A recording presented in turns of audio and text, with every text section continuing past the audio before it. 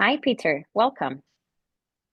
Hi, Sinem. Thank you. From a marine insurer's perspective, what are the challenges of the transition to alternative fuels? And regarding claims involving the alternative fuels, is there an added exposure for the insurers? Well, I think our main challenges is to understand the new risk landscape when operation changes.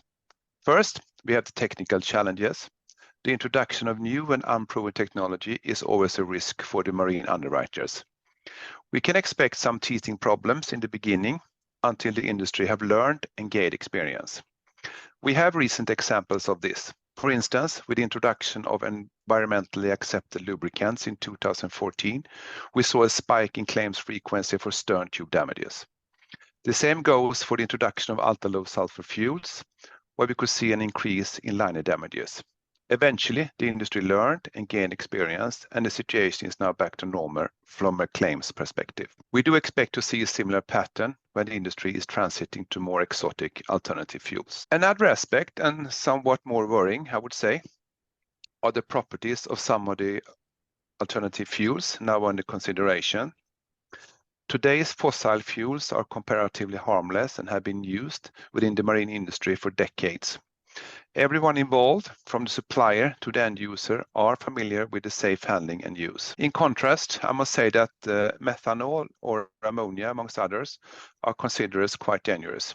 Effectively, all ships carrying these types of fuels are also carrying dangerous cargo.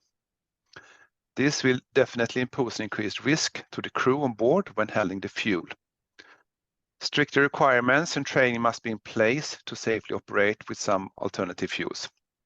With the handling of dangerous products, there is always a potential for an accident, unfortunately.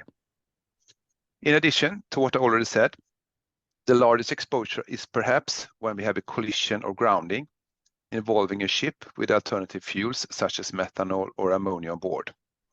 Are salvors experienced and can they handle the situation? Can we debunker the fuel?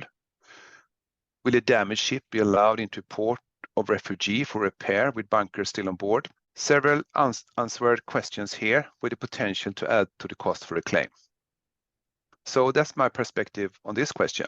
Thank you, Peter. And how is the Swedish Club planning to address the potential risks associated with this shift? Well, the Swedish Club is closely following the decarbonization efforts of the shipping industry, especially when it comes to the introduction of alternative fuels.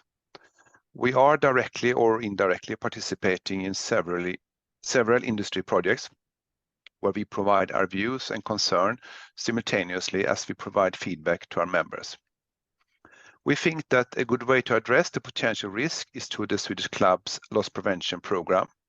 We are closely watching claim trends and providing feedback and operational advice to our members for them to improve the operation and reduce claims. Well, thank you. That's my answer. Thank you for your contribution, Peter. Goodbye. Goodbye.